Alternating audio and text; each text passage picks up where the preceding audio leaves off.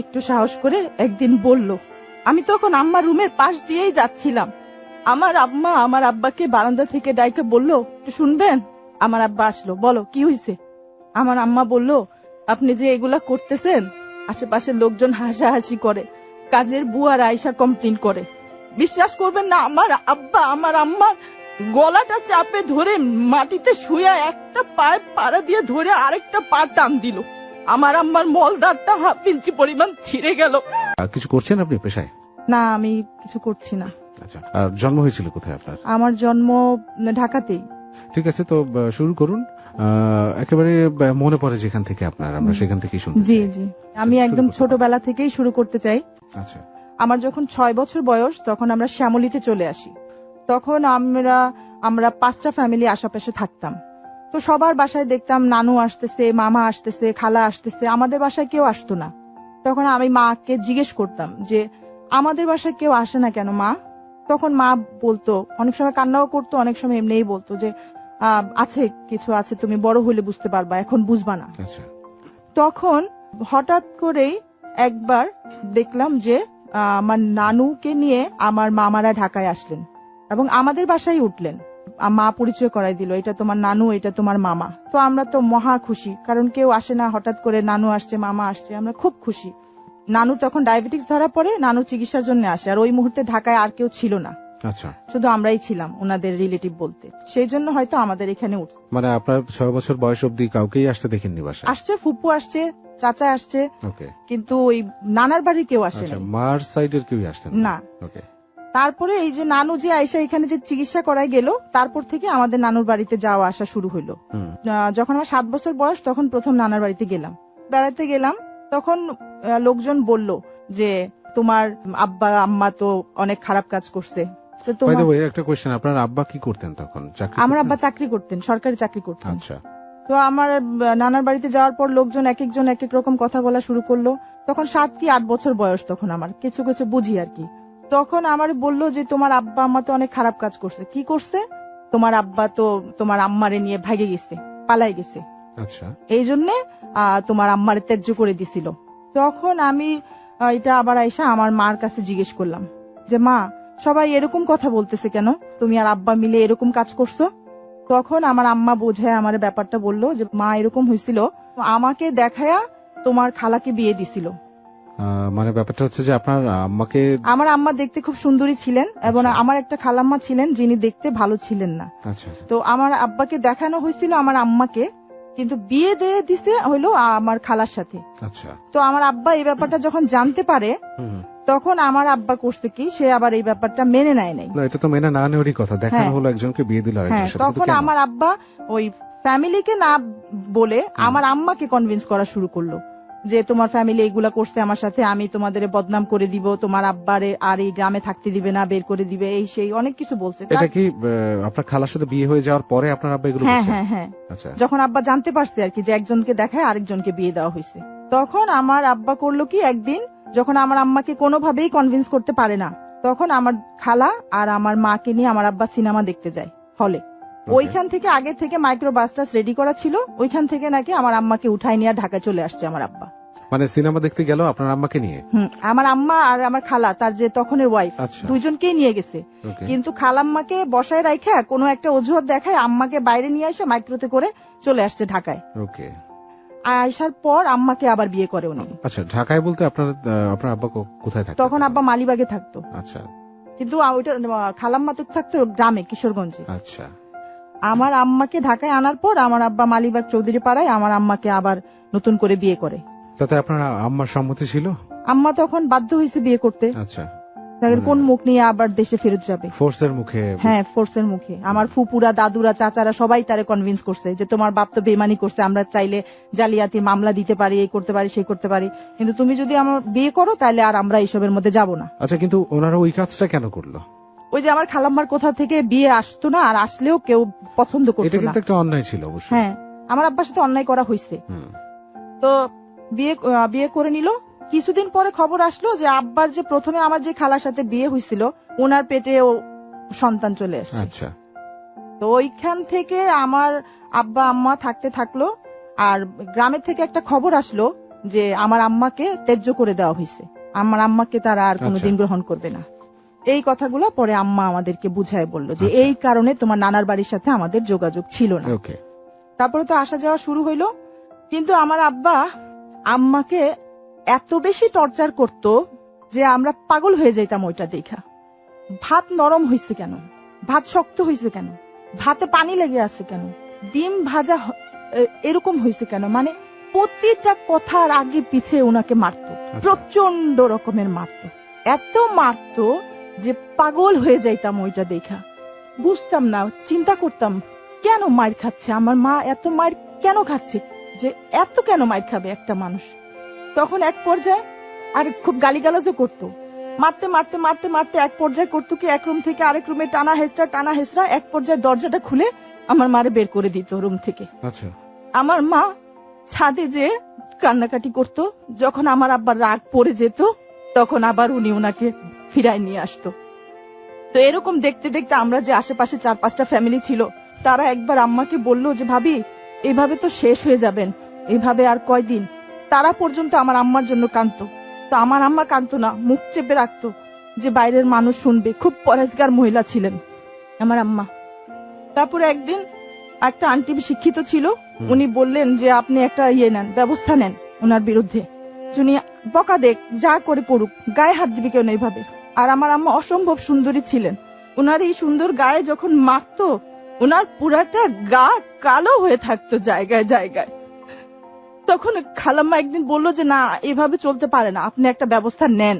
তখন আমার আম্মা বলল যে ভাবি আমার স্বামী আমার যেই জায়গাগুলিতে মারে আমার ওই জায়গাগুলা বেহেশতে যাবে, আপনারা আমার জন্য দোয়া করেন যে আমি এগুলা সহ্য করতে পারি। তারপরে এরকম চলতে থাকলো। তখন আমার আব্বা আবার খুব অনেক বেশি বদভ্যাস ছিল আমার আব্বার, কাজের লোকদের সাথে ওনার এইটা সেইটা। আমরা বড় হয়ে যাওয়ার পরে ওনার এগুলা বন্ধ হয় নাই। এটা সেটা বলতে অবৈধ সম্পর্ক, অবৈধ সম্পর্ক আমার আম্মা দেখতেছে, কিন্তু তার কিছু বলার সাহস নাই। কারণ সে যেই লোক ভাত নরম হইলে শক্ত হইলে মারে, তার এই কথা বলতে গেলে তো জানেই মারা ফেলবে, এই ভয়ে সে কখনো মুখ খুলতো না। আমরা বড় হয়ে গেলাম, তখন সে আশেপাশের মহিলাদের, বিল্ডিং এর মহিলাদের সাথে হাই বাই হ্যালো এইসব উনার চলতেই থাকতো। উনার এইসব কখনো আমরা বন্ধ হইতেই দেখি নাই। এক পর্যায়ে একদিন আমার আম্মা একটু সাহস করে একদিন বলল, আমি তখন আম্মার রুমের পাশ দিয়েই যাচ্ছিলাম, আমার আম্মা আমার আব্বাকে বারান্দা থেকে ডাইকে বলল একটু শুনবেন। আমার আব্বা আসলো, বলো কি হয়েছে। আমার আম্মা বলল আপনি যে এগুলা করতেছেন আশেপাশের লোকজন হাসাহাসি করে, কাজের বুয়ার আয়সা কমপ্লেন করে। বিশ্বাস করবেন না, আমার আব্বা আমার আম্মার গলাটা চাপে ধরে মাটিতে শুয়ে একটা পায়ে পাড়া দিয়ে ধরে আরেকটা পা টান দিল। আমার আম্মার মলদারটা 1/2 ইঞ্চি পরিমাণ ছিঁড়ে গেল। কোন টাইপের ফেরোসাসনেস এটা? আমার আম্মা 2-3 বছর এইটা নিয়ে কষ্ট করছে, তারপরেও মুখ খুলে নাই, কারো কাছে কোনো কমপ্লেন করে নাই। আমার আম্মার কষ্ট দেখতে দেখতে আমি পাগল হয়ে গেলাম। আমি যখন ক্লাস 8-এ উঠলাম আম্মারে বললাম, আম্মা আর সহ্য করতে পারতেছি না, মা পাগল হয়ে যাব, এখান থেকে বাইর হওয়ার ব্যবস্থা কি বলো। আম্মা বললো, মা ম্যাট্রিকটা পাশ করো, তোমার বিয়ে দিয়ে দিব, তোমার এগুলো আর দেখা লাগবে না। আমি বলছি কিন্তু বিয়ে দিয়ে দিলে তো সমাধান হইল না, তোমার কষ্টের কি হবে। বলে না, আমার এইটাই জীবন, আমার নিয়ে তুমি চিন্তা করো না। এত সহ্য করতেন উনি? হ্যাঁ, এত সহ্য করতেন। মানে এরকম পাশবিক অত্যাচার সহ্য করা, এটা একটা মানে মহিষী নারী যেটাকে বলে, মানে ধৈর্যশীল এবং সন্তানদের জন্য, মানে সংসারটা শুধু আমাদের জন্য, আমাদের জন্য। আমার আম্মা বলতেন যে আমাদের পাশে আশেপাশে যারা যখন বুঝাইতেন আপনি চলে যান এখান থেকে, আর না আর না। আম্মা বলতেন আমি চলে গেলে এই লোকটা তো বউ ছাড়া থাকবে না, কিন্তু আমার এই 4টা ছেলে মেয়ে সৎ মা আয়সা তাদের সাথে কি করবে, এইটা চিন্তা করে আমার মা এখানে পড়ে থাকতো। তারপর যখন একটু বড় হইলাম, ম্যাট্রিক পরীক্ষা দিলাম, তখন চিন্তা করলাম যে এমন কাউকে বিয়ে করব যে আমার মাকে আমি এখান থেকে বাইর করতে পারবো। ওকে, আমি একটু বলি যে আমরা অনেক গল্প শুনেছি, যে এমিলির গল্পের কথা একটু রিভেঞ্জ করি। আরো অনেকগুলো গল্প ছিল যেখানে মায়ের অবদান আমরা দেখেছিলাম। মাকে নিয়ে বলতে আমি বাধ্য হয়েছিলাম যে এটা কি আসলে মা। আর আজকে বলছি, হ্যাঁ দেখুন, আজকে যে মায়ের কথা আমরা শুনছি এই কিন্তু আসল মা। আপনি বলেন। তারপর আমার মাথায় একটা জিনিসই ঢুকলো যে আমার মাকে এখান থেকে বাইর করতে হবে, এনি হাউ। And রাস্তা কি বাইর করলাম, রাস্তাটা বাইর করলাম যে আমি একটা ভালো লোক দেখে বিয়ে করব, সেইখানে আমি আমার মাকে রাখবো। আচ্ছা, আমার জন্য যখন বিয়ে মানে ম্যাট্রিক পরীক্ষার পরে আমার জন্য বিয়ে আসাও শুরু হইলো। তো ভালো ভালো কিছু বিয়ে আসছে, আমার নানা বিয়ে নিয়ে আসছে, কিন্তু যখনই ওই যে মা বাবার ঘটনাটা জানছে তখন আর কেউ আর এই বিয়ে আর করায় নাই। মানে কোন ঘটনাটা? ওই যে আমার আব্বা যে আম্মাকে নিয়ে ভাইগা চলে আসছিল, আচ্ছা। ওই ঘটনা জানার পরে নানা যতগুলা ভালো ভালো বিয়ে আনছিল ওইগুলা আর হইলো না একটা। আচ্ছা, মানে যখন ওই পক্ষ জানতে পারলো যে এরকম ব্যাপার আছে, আচ্ছা, হইলো না, তখন আমি তো হতাশ যে কি করব, তখন নিজেই নিজের জন্য ছেলে খোঁজা শুরু করে দিলাম। কিন্তু এটা তো কোনো অন্যায় ছিল না, একটা পছন্দ করে হয়তো অনেকে তো প্রেম করেও বিয়ে করে। হ্যাঁ, কিন্তু ওই যে আমার আম্মাকেও ত্যায্য করে দিছিল, এই ব্যাপারটাও সবাই জানতো পুরা গ্রামে। ওদের কথা ছিল যে না আমার আম্মার ইয়ে ছিল, নাইলে কিভাবে এটা হইলো, আর আমার আব্বা নিয়ে আসছিল, আম্মা কেন চলে গেল না। আচ্ছা, আপনার আব্বা যে বিয়ে করলো আপনার আম্মাকে, তো প্রথমে যে আপনার খালাকে আপনার খালার সাথে বিয়ে দিল, আপনার খালা তখন কি ডিভোর্স করে দিল আপনার আব্বা? হ্যাঁ, আমার আব্বা খালাকে ডিভোর্স করে দিল। ম্যাট্রিক পরীক্ষার পর আমার আব্বার চাকরি থেকে আব্বা সাসপেন্ড হয়ে গেল। 2001-এ আব্বা চাকরি থেকে সাসপেন্ড হয়ে গেল। আমি ম্যাট্রিক পরীক্ষা মাত্র দিছি, কলেজে ভর্তি হব, সবগুলা ভাই বোন একসাথে ম্যাট্রিক পাস করছি, সবাই আব্বার পড়ানো সম্ভব না, আব্বার ওই অ্যাবিলিটি নাই। কয় ভাই বোন আপনারা? আমরা 2 ভাই 2 বোন, সবাই তখন লেখাপড়া করে। আচ্ছা, তখন আমি করলাম কি, আমি চাকরি খোঁজা শুরু করে দিলাম। আমি তখন একটা চাকরি পেয়েও গেলাম, নাম ছিল অফিসার, ইকবাল রোডে। আচ্ছা, ওখানে আমি রিসেপশনিস্টের চাকরি পেয়ে গেলাম। তো চাকরি করতেছি, এর মধ্যে আমি একটা অনুষ্ঠানে যাই, বিয়ের অনুষ্ঠানে। ওইখানে আমার একটা ছেলের সাথে পরিচয় হয়, তার নাম ছিল একরামুল হাসান এনাম। ওই ছেলে আমাকে পছন্দ করলো, ফোন নাম্বার দিল, তারপরে আমি তার সাথে যোগাযোগ করলাম। যোগাযোগ করার পর সে আমাকে দ্বিতীয়বারই তার বাসায় নিয়ে গেল। তার বাসা হলো পুরানা পল্টন। তার বাসায় নিয়ে গেল, তার বাপ মা খুব ফ্রেন্ডলি। প্রথমবার দেখার পরেই তারা এমন ভাবে কথা বললো, মনে হইলো যে তারা কতদিন আমারে চিনে। তো আমার কাছে খুব ভাল লাগলো এই ফ্যামিলির ব্যাপারটা। এবং আমি যে এরকম ছেলে কল্পনা করতাম যে আমার স্বামীটা এরকম হইতে হবে, সাদা সিধা সরল হইতে হবে, যেন আমি আমার মাকেও করতে পারি, এটা ছিল হলো আমার মেন্টালিটি। তো আমার কাছে ওই ছেলেটার ওরকম মনে হয়েছে। কিন্তু ফ্যামিলিতে যায় যখন কথা বললাম, তখন দেখলাম যে ওই ছেলে হইলো ফ্যামিলির সবচেয়ে ছোট ছেলে। তো তখন আবার স্বপ্নটা একটু ভেঙে গেল যে এর তো বিয়ে করতে অনেক দেরি, আগের ভাই বোনগুলো আগে 4 ছেলের বিয়ে হবে, তারপরে ওর বিয়ে হবে, আর আমার জন্য এখনই ছেলে খোঁজা হইতেছে। আপনার বয়স কত তখন ম্যাট্রিক পরীক্ষা দিচ্ছেন? তখন আমার 17 বছর বয়স। 17। ছেলেটার বয়স কেমন ছিল?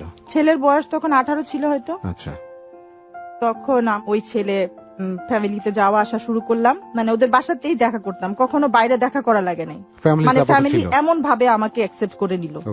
হঠাৎ করে ওই ছেলের বাপটা খুব অসুস্থ হয়ে গেল, তো একদম বেডে পড়ে গেল। আচ্ছা, আমি তখন কি করলাম, ওই ছেলের বাপরে এমন ভাবে সেবা যত্ন করা শুরু করলাম, সকাল থেকে সন্ধ্যা পর্যন্ত বেডে পিশাব পায়খানা করত। আমি আমার মানুষ এখনকার মেয়েরা বিয়ের পরে শ্বশুর শাশুড়ির সাথে রাখতে চায় না, আর আমি বিয়ের আগেই আমার শ্বশুরের পিশাব পায়খানা এই 2টা হাত দিয়ে পরিষ্কার করছি। আচ্ছা, নিজে একা সব। মানে আপনার মায়ের গুণাবলী কিন্তু আপনার মধ্যেও আছে। আমার শাশুড়ি নাকে কাপড় বাঁধতো, আচ্ছা, আমি কোনোদিন বান্ধি নাই, যে মুরব্বী যদি মনে কষ্ট পায় যে নাকে বাইন্ধা আমার এগুলা পরিষ্কার করতেছে। সকাল থেকে সন্ধ্যা পর্যন্ত কাজ করতে করতে 1 মাস পর আমি অসুস্থ হয়ে গেলাম আমি নিজেই। তারপরেও আমি ক্ষান্ত দিলাম না। তখন তো চাকরি করতেন, আপনি সময় বের করতেন কিভাবে? না, আমি ওইখান থেকে পরে উনার এই অবস্থা দেখার পর আমি ওইখান থেকে বের হয়ে আসছি। পরে ছিলেন কি, মানে ওই ছেলের বাসায় শ্বশুর? মানে না, ওইখানে আমার বাসা থেকে যাইতাম। আচ্ছা, এবং বাসায় বললাম, আম্মা সবকিছু জানতো। আব্বাকে বললাম যে আমি একটা কাজ পাইছি, একজনের সেবা করতে হবে, ওইটাতে ভালো টাকা পয়সা পাওয়া যাবে। তো সে কনভিন্স হয়ে গেল। আচ্ছা, তারপরে ওই লোককে ভর্তি করা হলো বারডেম হসপিটালে। বারডেম হসপিটালে ভর্তি করার পরেও তারা এমন ভাবে আমার উপরে নির্ভরশীল হয়ে গেল, কেউ আর হাসপাতালে ঠিক মতো আসেও না। আচ্ছা, সমস্ত কাজ আমার, ওষুধও আমার আনতে হইতেছে, ডাক্তারও আমার খুঁজতে হইতেছে, তার পিশাব পায়খানা আমার পরিষ্কার করা লাগতেছে, সমস্ত কিছু। আর আবার ফাঁকে ফাঁকে বাসায় যেও কাজ করে দিয়ে আসতেছে। এইগুলা দেখে তাদের ফ্যামিলি এমন আমার প্রতি আকৃষ্ট হইল, আমার শাশুড়ি একদিন আমারে ডাকলো, মানে আমারে জিজ্ঞেস করে সব কাজ করা শুরু করে দিল। নুসরাত এটা কি করব, নুসরাত ওইটা কি করব, নুসরাত ঈদ চলে আসছে সামনে, নুসরাত তোমার শ্বশুরে হাসপাতালে রাখবো নাকি বাসায় নিয়ে আসবো? আচ্ছা, তখন আমি বললাম যে বাসায় নিয়ে আসেন। ওরা বাসায় নিয়ে আসলো ঈদের মধ্যে। এনামের মা তখন আমাকে বলল যে নুসরাত তুমি এনামকে নিয়ে এই টাকাটা রাখো, তোমরা এই পল্টন কাজী অফিসে যায় তোমরা নিজেরা বিয়ে করে ফেলো। আচ্ছা, কারণ আমি যদি এখন তোমাদের বিয়ে করার কথা বলি তাইলে সবাই রাগ হয়ে যাবে যে 4 ছেলে বাকি রেখে আবার ছেলে বিয়ে, ছোট ছেলেরে কেমনে বিয়ে করে। কিন্তু তোমরা বিয়ে করে ফেলাইলে আমি একটা অজুহাত দেখায় উঠাই নিয়ে আসবো যে আমি একা একা পারতেছি না, আমি বয়স্ক মানুষ, তোমরা কবে মেয়ে দেখবা, কবে বিয়ে করবা। হ্যাঁ, তখন যেহেতু শ্বশুর বিছানায় অচেতন, শাশুড়ি গার্জেন, উনার কথা মতন আমরা ওই টাকা নিয়ে পরের দিনই যায় পল্টন কাজী অফিসে যায় বিয়ে করে ফেললাম। আচ্ছা, তো শাশুড়িকে এটা জানাইলাম, সে খুশি হইলো, মুচকি একটা হাসি দিল, বাস তারপরে আমরা চলতে থাকলাম। এখন পুরুষ মানুষরা তো মনে করেন যে বিয়ে হয়ে গেলে পরে আর কিছু মানতে চায় না, তো সুযোগ পাইলে সে আমার সাথে মেলামেশা করতো, শারীরিক সম্পর্ক হইতো। তখন এটা তো স্বামী স্ত্রীর একটা বৈধ একটা বেসিক রিলেশনশিপ। হ্যাঁ, কিন্তু আমাদের দোনো ফ্যামিলি থেকে তো তখন এটা বিয়ে হয় নাই। আচ্ছা, আপনি তখন কোথায় উঠলেন? ওই বাড়িতে গিয়ে উঠলেন? না, ওই বাড়ি থেকে উঠি নাই, আমি আমার বাড়িতে। আপনার বাড়িতেই আছেন? আচ্ছা, কারণ এটা তো আমার আম্মা ফ্যামিলি। আব্বা তখন জানেও না যে আমি বিয়ে করে ফেলাইছি। আচ্ছা, আমি আমার শাশুড়ির কথা শুনে বিয়ে করে ফেলাই। ওকে। তারপর এরকম চলতে থাকলো। 3 মাস পর আমার শ্বশুর মারা গেলেন। আচ্ছা। আর এর মধ্যে হঠাৎ একদিন আমার বমি বমি বমি বমি, মাথা ঘুরানো, কি হয়েছে। তো আমি এনামকে বললাম, এনাম আমারে নিয়ে গেল মোহাম্মদপুর ফার্টিল হাসপাতালে নিয়ে গেল। ওখানে যায়া তারপরে টেস্ট মেস করে দেখা গেল যে আমি প্রেগনেন্ট। আমি মানে বিয়েটা হয়েছে কেবল, এখনো ফ্যামিলি সাপোর্ট দেয় নাই, ইভেন আপনার ফ্যামিলি জানেও না এর মধ্যে আপনি প্রেগনেন্ট। আমি প্রেগনেন্ট। ওকে, এই মুহূর্তে একটা বিরতিতে আমাদের যেতে হচ্ছে প্রিয় শ্রোতা। নুসরাতের জীবনের গল্পটা আমরা এখানে শুনছি এবং শুরুতেই কিন্তু ভয়াবহ একটা অভিজ্ঞতা আপনাদের হয়ে গেছে অলরেডি, আই থিঙ্ক। এবং পুরোটা সময় এ ধরনের কিছু মানে আপস ডাউনস আপনি দেখতে পাবেন আজকের এই গল্পে। সো প্লিজ কোথাও যাবেন না, সাথেই থাকুন। আপনি শুনছেন আপনার প্রিয় অনুষ্ঠান ক্লোজ আপ প্রেজেন্টস হ্যালো 8920, আর যে সেতু আছে আপনার সাথে, এবং এবিসি রেডিও 89.2 FM আপনি শুনছেন। আর ছোট করে একটু ফোন নম্বরটা বলে দিতে চাই যেখানে আপনি আমাদের সাথে যোগাযোগ করতে পারবেন এবং আপনার জীবনের গল্পটা ওই নাম্বারটায় ফোন দিয়ে আপনি বলতে পারবেন এবং তারপরেই আমরা আপনার সাথে যোগাযোগ করব। নাম্বারটি হচ্ছে 0961389282। ওকে, আর ফেসবুকেও আপনি যোগাযোগ করতে পারেন। অ্যাড্রেসটা হচ্ছে facebook.com/setu.abcradio। আর যে সেতু নামে আছে এই পেজটি, আপনি লাইক দিন পেজে, এবং এই পেজে আপনি আমার সাথে যোগাযোগটা রাখতে পারবেন। প্রিয় শ্রোতা, আপনাদের সবার জন্য একটা খুব গুরুত্বপূর্ণ এবং একই সাথে বিষয়টা অত্যন্ত আনন্দের। আপনার জীবন থেকে নেয়া বাছাইকৃত সেরা গল্পগুলো আমরা আমাদের রেডিও শো অর্থাৎ হ্যালো 8920 জীবনের গল্পতে প্রচার করি। আর সেখান থেকে সেরা গল্পগুলো বাছাই করে এবছরও আপনার জন্য বই আকারে বর্ণ প্রকাশ হতে বের হচ্ছে জীবনের গল্প 4। আর এবারের বইটি আগের বইগুলোর চাইতে কিছুটা হলেও অন্যরকম হবে, এটা আমি আপনাকে নিশ্চয়তা দিচ্ছি। আর বইটি এবছর অমর 21 বইমেলার শুরু থেকেই আপনি পাবেন। আর আজকেই আপনার বইয়ের প্রি অর্ডার করতে আপনি ফোন করুন এই নাম্বারটিতে 01511522523। আমি আবারও বলছি নাম্বারটি 01511522523। এই নম্বরে ফোন করে আগে থেকে আপনি বুক করে রাখতে পারেন, কারণ খুবই স্বল্প সংখ্যক বই আমরা বাজারে আনছি এবার। ওকে, ছোট একটা বিরতি নিচ্ছি, কোথাও যাবেন না আশা করি। Close Up presents Hello 8920. Close Up. The closer, the better. Close Up presents Hello 8920. Close Up. The closer, the better. প্রিয় শ্রোতা, আরো একবার স্বাগত জানাচ্ছি আপনাদের সবাইকে ক্লোজ আপ প্রেজেন্টস হ্যালো 8920-তে। আর যে সেতু আছে আপনার সাথে, এবং এবিসি রেডিও 89.2 FM আপনি শুনতে পাচ্ছেন। আর আজকে নুসরাত রয়েছে আমাদের সাথে। নুসরাতের জীবনের গল্পের কিছুটা আমরা শুনতে পেরেছি, এবং তাতে করে আমরা যেটা দেখলাম যে ভয়াবহ এক অভিজ্ঞতা আজ আমারও হচ্ছে, ইভেন শিউরে উঠছি আমি প্রতিটা গল্পের কোনায় কোনায় গিয়ে। আমাকে ভাবাচ্ছে লিটারেলি, এবং আপনারাও আমি জানি যে একইভাবে উপলব্ধি করছেন গল্পটা। নুসরাতের জীবনের গল্পে আমরা আবারও ফিরবো, কিন্তু তার আগে ফোন নাম্বারটা বলতে চাই যেখানে আপনি ফোন করে নুসরাতের মতো এখানে আপনি চলে আসতে পারবেন এবং আপনার জীবনের গল্পটা বলতে পারবেন। কারণ আমরা বিশ্বাস করি যে জীবন কল্পনার চেয়েও বেশি কিছু। এই কথাটা যদি আমি একটু বুঝিয়ে বলি এভাবে, যে আপনি যেটা ভাবছেন যে আপনার জীবনে এরকম হতে পারে, হয়তো হলো, কিন্তু এমন ভাবে হলো যেটা আপনি কল্পনাও করতে পারেননি, কল্পনা শক্তির বাইরে ছিল। এবং আপনার এই গল্পটা, আপনারা এই অনুষ্ঠানটা দীর্ঘ দিন ধরে শুনছেন, নিশ্চয়ই আপনারা সেটা টের পেয়ে গেছেন। সো আপনাদের জীবনের গল্পগুলো এখানে এসে আপনি বলুন এই নম্বরে ফোন করে 0961389282। ওকে, এছাড়া ফেসবুকে আপনি যোগাযোগটা রাখতে পারেন আমার সাথে। ফেসবুকের অ্যাড্রেসটা হচ্ছে www.facebook.com/setu.abcradio। আর যে সেতু নামে এই পেজটি রয়েছে, আপনি এটাতে লাইক দিন, কানেক্টেড থাকুন আমার সাথে। হ্যালো 8920 জীবনের গল্প এই শোটি ইউটিউব থেকে ডাউনলোড করতে পারেন এবং শুনেও নিতে পারবেন। ইউটিউবে গিয়ে আপনি এবিসি অনলাইন লিখলে আমাদের চ্যানেলটা চলে আসবে, সেখানে গল্পটি আপলোড হয়ে যাবে এবং আপনি চাইলে পরে শুনতেও পারেন, ডাউনলোড করে রেখেও দিতে পারেন। চ্যানেলের নামটি হচ্ছে এবিসি অনলাইন। আমি রিপিট করছি না, কথা বেশি বাড়াচ্ছি না, সরাসরি নুসরাতের কাছে চলে যাচ্ছি। আপনি বলুন।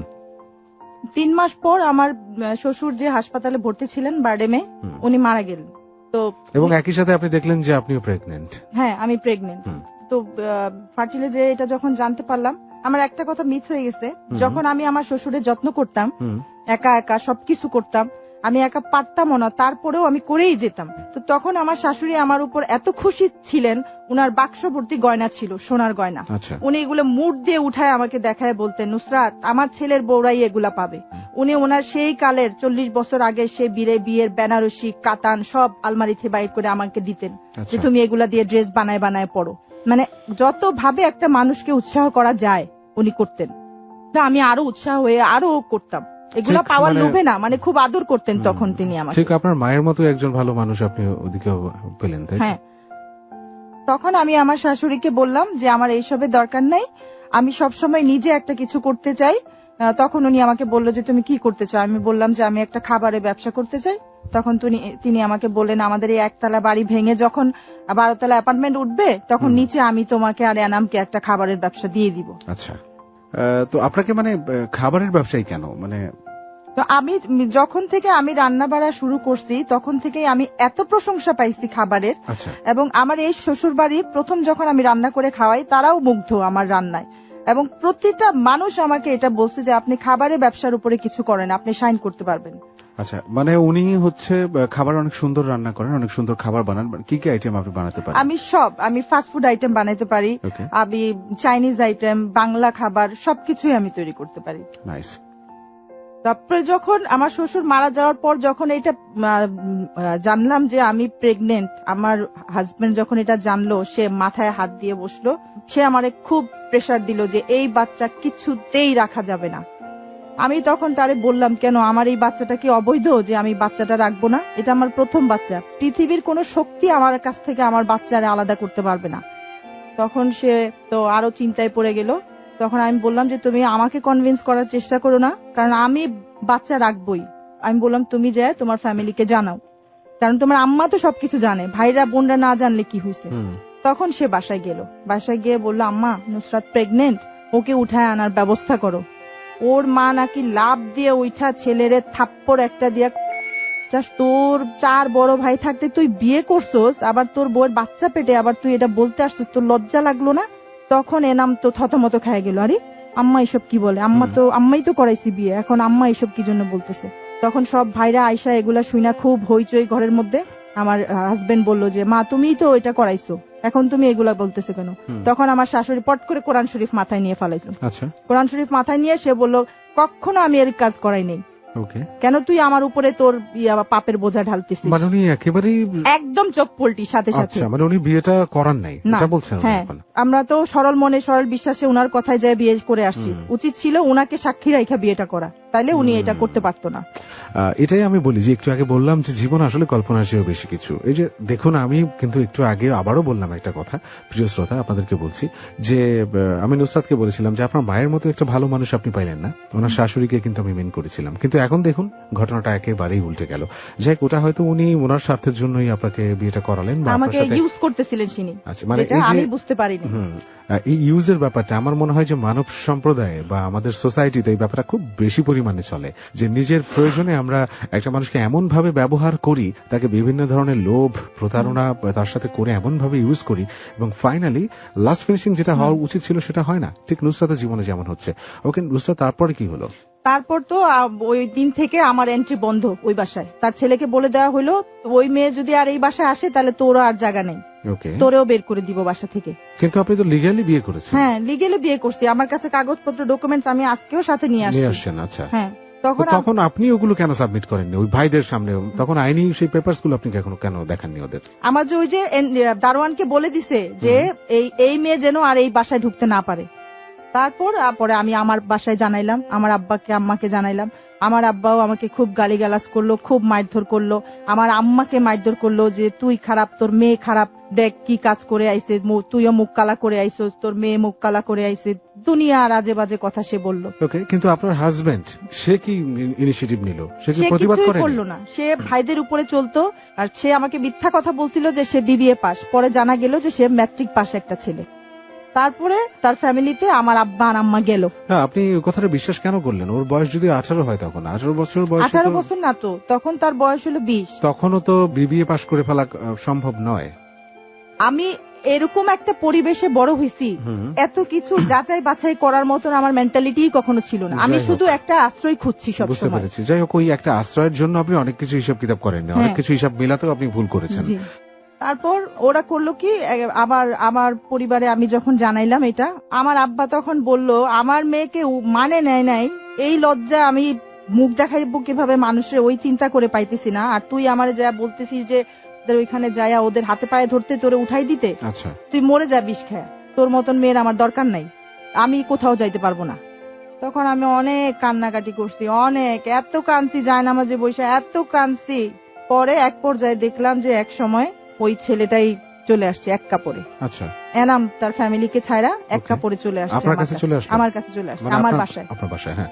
তখন আমার আব্বা বিরক্ত হইলেও, রাগ হইলেও, সে তখন কয়েকদিন তারা এখানে রাখলো। আব্বা সাবলেটে একটা রুম আমাদেরকে ভাড়া করে দিল। আর আব্বা ভাবলো যে বাচ্চা হইলে হয়তো ঠিক হয়ে যাবে। কিছুদিন ওই ছেলেটা ভালো মতনই আমার কাছে ছিল। তারপরে যখন আমার 7 মাসে যখন আমি প্রেগনেন্সি পৌঁছায় গেল, তখন ওই ছেলে এমন অত্যাচার আমার উপর করা শুরু করলো যে মায়ের ধর থেকে নিয়ে, যেই ছেলে উচ্চা শব্দে কথা বলতো না, ওই ছেলে আমারে মার ধর থেকে নিয়ে, এমন কিছু নাই যে সে আমার সাথে করতো না। মারধর কেন করতো? মারধর করতো তারে আমি ডিভোর্স দেওয়ার জন্য। মানে আপনি যাতে তাকে ডিভোর্স দিয়ে যান? আমি যেন তাকে ডিভোর্স দিয়ে দিই। আর ওই ছেলের মা ছেলের মোবাইলে মাঝে মাঝে ফোন করে আমারে চাইতো, আর আমাকে বলতো আমার ছেলে আমার বুক থেকে কারে নিয়ে গেছিস, তুই কোনোদিন শান্তি পাবি না, তুই কোনোদিন ভালো থাকতে পারবি না। তারপরে এক পর্যায়ে ওই ছেলের অত্যাচার এমন পর্যায়ে চলে গেল এবং সে আমাকে মারায় ফেলার চেষ্টা পর্যন্ত করা শুরু করে দিল। মানে একেবারে জানে মেরে, আমার জানে মারা হইলেও সে আমার এখান থেকে চলে যাবে। এগুলো সব কি তার মায়ের ইন্সপিরেশনে? সব মা আর তার ছোট বোন ছিল, তার ইন্সপিরেশনে সে।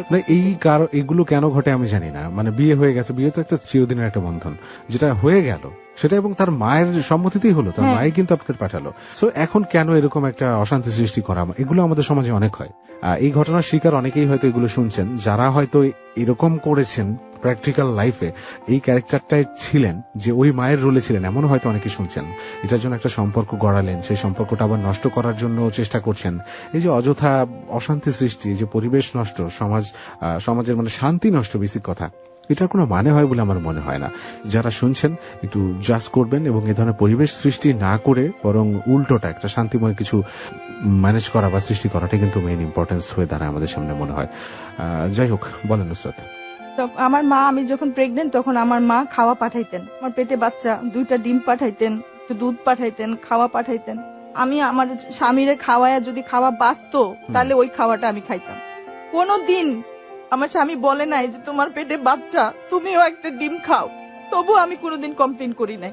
যতদিন আমার কাছে ছিল আমি তার মুখে উঠায় উঠায় খাওয়াই দিতাম, যে তার মায়ের অভাব সে ফিল না করে, যে আমার জন্য মা ছায়রা, ভাই ছায়রা, সবাই ছায়রা আমার কাছে চলে আসছে, এত বড় বাড়ি, সব কিছু ছায়রা, একটা সাবলেট একটা রুমে আছে, কোনো কষ্ট যেন তার না হয় এমন কিছু নাই যে আমি করি নাই তারে ধরে রাখার জন্য। মায়ের পর্যন্ত খাইছি প্রেগনেন্ট অবস্থায়। তখন সে একদিন আমারে বলল তুমি আমার সাথে চলো এক জায়গায়। কোথায়? ওই কুমিল্লায় নিয়ে গেল। কুমিল্লায় তাদের এক চাচা আছে, কুমিল্লার চেয়ারম্যান, ওইখানে নিয়ে গেল। নিয়ে যায় আমার বলল যে এই ফলস ডিভোর্স পেপারে সাইন করো, এখানে সাইন করলে তাহলে এনাম নিজের বাসায় যাইতে পারবে, ওরে ঢুকতে দিবে, তাহলে ওরে যদি তুমি এটা করতে দাও তাহলে আমরা পরে তোমারে নেওয়ার ব্যবস্থা করবো। তো আমি এত অত্যাচারিত তখন আমি কোনো কিছু চিন্তা না করে আমি ওই ফলস ডিভোর্স পেপারে সাইন করে দিলাম। ব্যাপারটা কি আসলে ফলস ছিল আমি জানি না। ওকে। পরে ওই ছেলে আসলো, আবার ঢাকায় আসলো। পুরা প্রেগনেন্সির মধ্যে কোনোদিন ডাক্তারের কাছে যাই নাই যে আমি 20টা টাকা থাকলে আমার স্বামীর হাতে দিতে পারবো, ডাক্তারের কাছে গেলে তো টাকা খরচ হবে।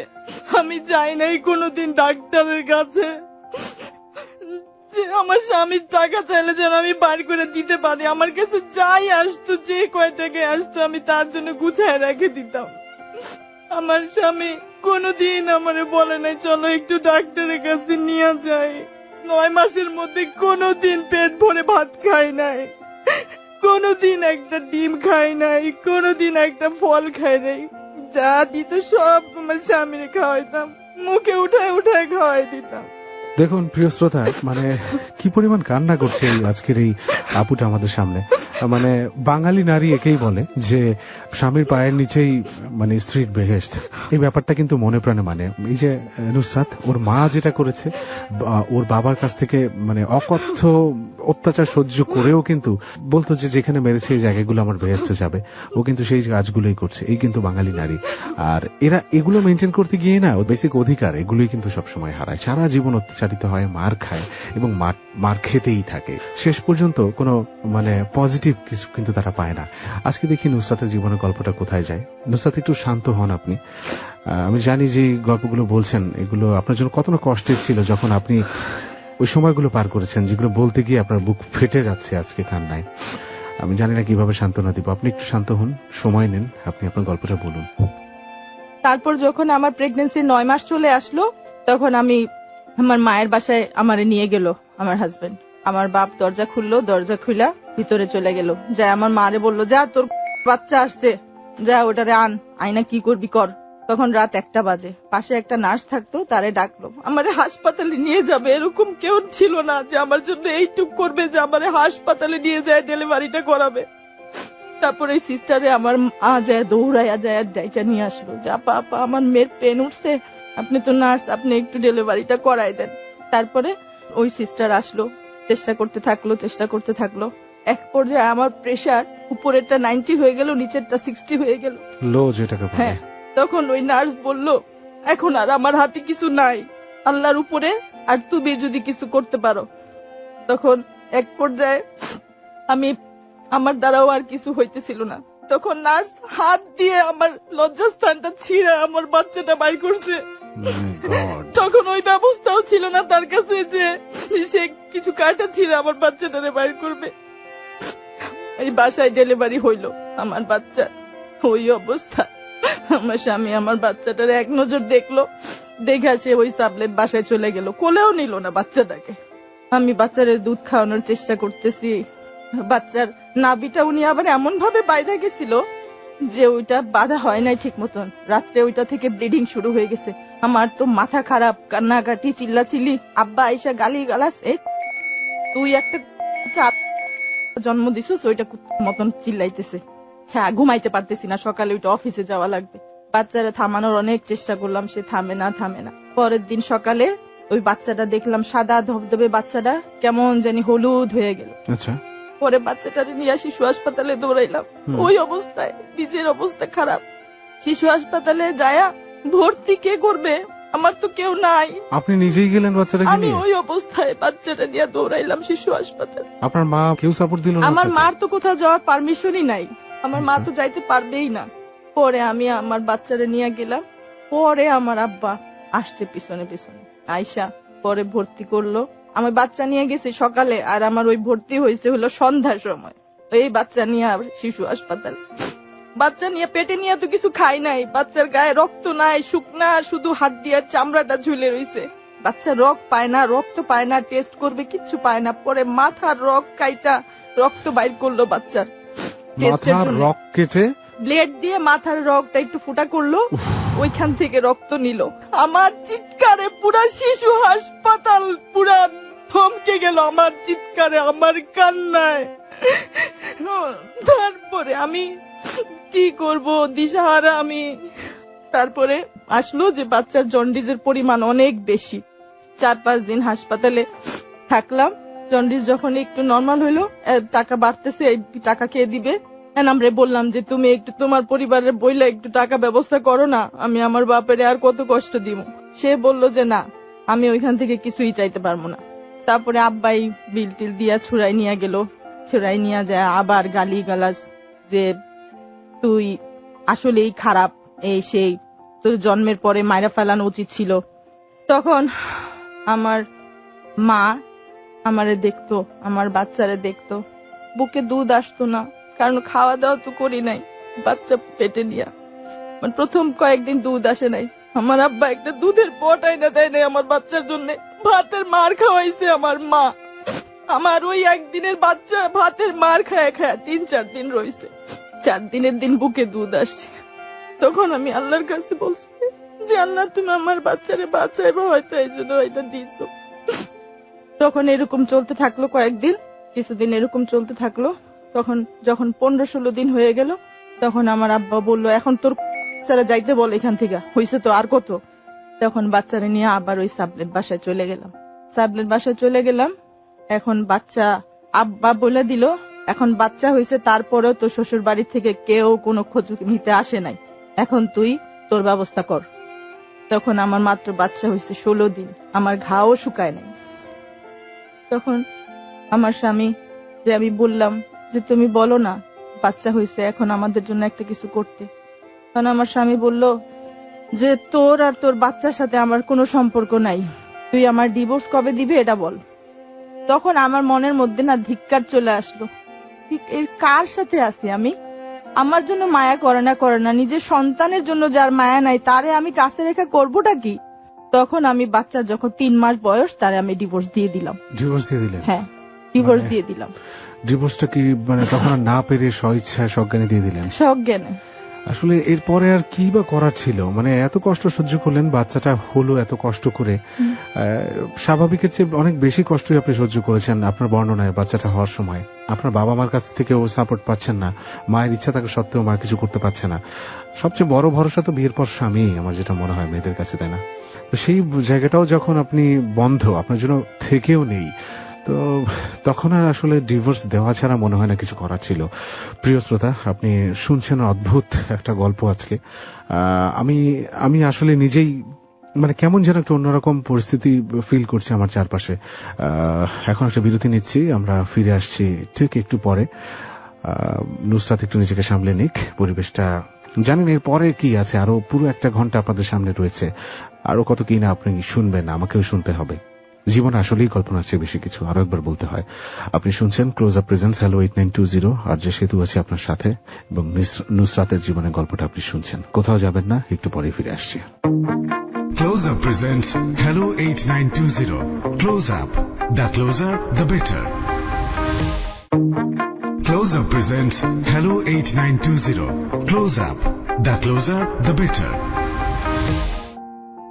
প্রিয় শ্রোতা, স্বাগত জানাচ্ছি আপনাদের সবাইকে আরো একবার ক্লোজ আপ প্রেজেন্টস হ্যালো 8920-তে, আর যে সেতু আছে আপনার সাথে, এবং আপনি শুনছেন এবিসি রেডিও 89.2 FM। প্রিয় শ্রোতা, আপনাদের সবার জন্য একটা খুব গুরুত্বপূর্ণ এবং একই সাথে বিষয়টা অত্যন্ত আনন্দের। আপনার জীবন থেকে নেয়া বাছাইকৃত সেরা গল্পগুলো আমরা আমাদের রেডিও শো অর্থাৎ হ্যালো 8920 জীবনের গল্পতে প্রচার করি, আর সেখান থেকে সেরা গল্পগুলো বাছাই করে এবছরও আপনার জন্য বই আকারে বর্ণ প্রকাশ হতে বের হচ্ছে জীবনের গল্প 4। আর এবারের বইটি আগের বইগুলোর চাইতে কিছুটা হলেও অন্যরকম হবে, এটা আমি আপনাকে নিশ্চয়তা দিচ্ছি। আর বইটি এবছর অমর 21 বইমেলার শুরু থেকেই আপনি পাবেন। আর আজকেই আপনার বইয়ের প্রি অর্ডার করতে আপনি ফোন করুন এই নাম্বারটিতে 01511522523। আমি আবারও বলছি নাম্বারটি 01511522523। এই নম্বরে ফোন করে আগে থেকে আপনি বুক করে রাখতে পারেন, কারণ খুবই স্বল্প সংখ্যক বই আমরা বাজারে আনছি এবার। নুসরাতের জীবনের গল্প আমরা শুনছিলাম। অনেক কষ্ট সহ্য করে ফাইনালি ওর স্বামীকে ডিভোর্সটা দিতে বাধ্য হলো, কারণ স্বামীর যে দায়িত্ব, স্বামীর কাছ থেকে যে ভালোবাসা বা যতটুকুই ওর পাওয়ার কথা ছিল তার বিন্দু মাত্র সে পায়নি বলে সে বাধ্য হলো। আমি রিপিট করছি না, বেশি কথাও বলছি না, শুধু অতটুকুই বলবো। ফোন নাম্বারটা বলে দিচ্ছি আপনাদেরকে, যে ফোন নাম্বারে ফোন করে আপনি এখানে এসে আপনার গল্পটা বলতে পারেন। নাম্বারটি হচ্ছে 09613892892। আর ফেসবুকের মাধ্যমে আপনি আমার সাথে যোগাযোগটা রাখতে পারেন।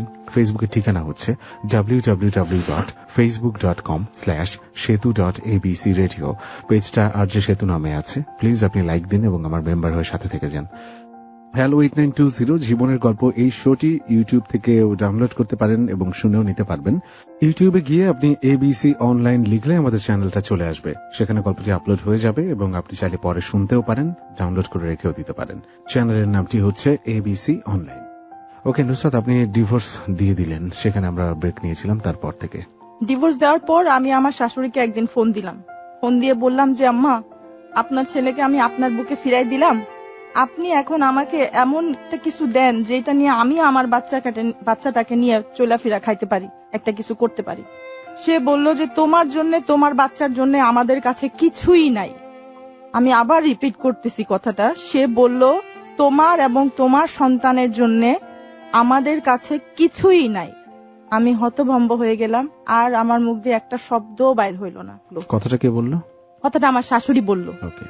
তারপর আমি আর কোনোদিন আর ওনাকে ফোন দিইনি। তারপর আম্মা আমারে বলল তুই কাজ খোঁজা শুরু কর, এভাবে তো বাঁচতে পারবি না। তারপর আমি কাজ খোঁজা শুরু করলাম। তখন একটা আপু ছিল, তাসমিনা আপু, আল্লাহ ওনার ভালো করুক। উনি তখন একটা কোম্পানি, যে গুলশান একটা নতুন একটা কোম্পানি খুলছিল তখন, ওই ফ্রোজেন ফুডের। আচ্ছা। তো এটা প্রমোশনের কাজ, সেটার জন্য আমাকে সিলেক্ট করলো। ওখানে আমি গেলাম সিবিটিভি নিয়ে, প্রমোশনের কাজের জন্য আমাকে সিলেক্ট করলো, আমি কাজ করা শুরু করলাম। আপনি পড়াশোনা তো ম্যাট্রিকের পরে আর হয়নি করা? না। আচ্ছা। আর করা হয়নি। তারপরে আমি ওইখানে কাজ করা শুরু করলাম। ওই কষ্ট, কাজ করতে, বাচ্চা এখানে আম্মা একটা কাজের লোক ঠিক করে দিল, বাচ্চাটা কাজের লোকের কাছে পড়ে থাকতো সারাদিন। আমার বাচ্চা চিনি ছাড়া, দুধ ছাড়া সুজি খাইতো। তারপরে যখন কাজে ঢুকলাম, কিছুদিন কাজ করার পরে টাকা পাইলাম, তখন বাচ্চারে দুধ কিনা খাওয়ানো শুরু করলাম।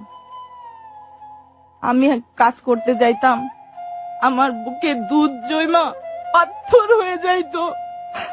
বাথরুমে যায় যায় ওইটা টিপে টিপে ফালাই আসতাম, আর আমার বাচ্চা বাসায় দুধের জন্য ছটফট করতো। আমি সারাদিনে রাত্রে বাসায় ফিরা যখন বাচ্চারে দুধ খাওয়াইতে যাইতাম, তখন বাচ্চা ওই দুধ খায়া বাচ্চা আরো অসুস্থ হয়ে যাইতো। তারপর বাচ্চারে আস্তে আস্তে দুধ খাওয়ানো ছাড়াই দিলাম, যে ওর কিসমতে মায়ের বুকের দুধ নাই। তারপর